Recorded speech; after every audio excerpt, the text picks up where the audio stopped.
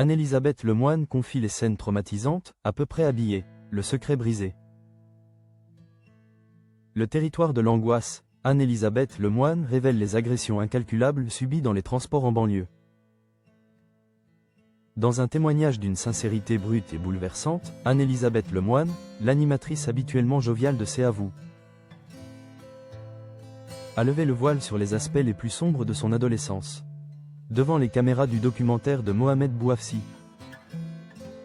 La banlieue, c'est le paradis, diffusé sur France 2, la journaliste a révélé avoir été victime d'agressions sexuelles et de harcèlement répété dans les transports, des expériences traumatisantes qui ont marqué son passage en grande banlieue parisienne. Le film de Mohamed Bouafsi, qui explore les réalités contrastées des communes situées aux portes de Paris, a servi de cadre à cette confession rare, mêlant les souvenirs d'une jeunesse joyeuse mais frustrée, à ceux d'une insécurité quotidienne. Arrivée à l'âge de 8 ans à Champagne-sur-Oise, Anne-Elisabeth Lemoine décrit un environnement familier, mais qui, à l'adolescence, lui semblait restrictif. À l'adolescence, j'avais l'impression que l'horizon était limité, confie-t-elle, évoquant le manque de moyens, l'éloignement et le peu d'activités disponibles pour les jeunes.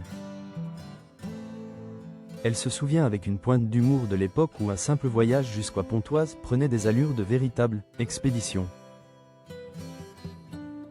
Aller au centre commercial, c'était ouah, ce quotidien où le simple déplacement était un événement. Contraste violemment avec les révélations qui ont suivi. La terreur du wagon qui se vide, geste déplacé, te coincer. Dans cet échange particulièrement intime, la journaliste, mère de 2 enfants, a dévoilé la facette la plus angoissante de ses années de lycée. Elle explique que ses trajets à travers la région parisienne étaient trop souvent synonymes de peur et d'angoisse. Elle raconte avoir été agressée un nombre incalculable de fois dans les transports, notamment lors des longs parcours qui la menaient de Saint-Rémy-lès-Chevreuse jusqu'à la gare du Nord. Son récit est d'une précision chirurgicale, décrivant le moment où le danger devenait imminent. Elle se souvient de l'instant précis où, voyant un wagon se vider, elle comprenait avec une terreur glaciale qu'elle allait devenir une cible. 2 garçons, en groupe, qui s'approchent, qui commencent à te demander ton prénom, à avoir des gestes déplacés, à te coincer. Détaille-t-elle, des scènes de harcèlement et d'agression qui demeurent gravées dans sa mémoire. Face à ces situations oppressantes et répétées, l'adolescente Lemoine a dû mettre en place de véritables stratégies de survie. Elle confie, avec une émotion palpable, que sa seule solution était souvent de se diriger vers la cabine du conducteur, un lieu qu'elle espérait être un havre de sécurité. Le plus poignant reste le silence qui entourait ces épreuves. J'avais 15, 16 ans. Je ne sais même pas si j'en ai parlé à mes parents,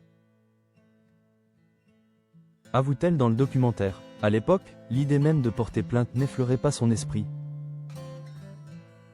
tant la violence semblait faire partie d'un quotidien normalisé.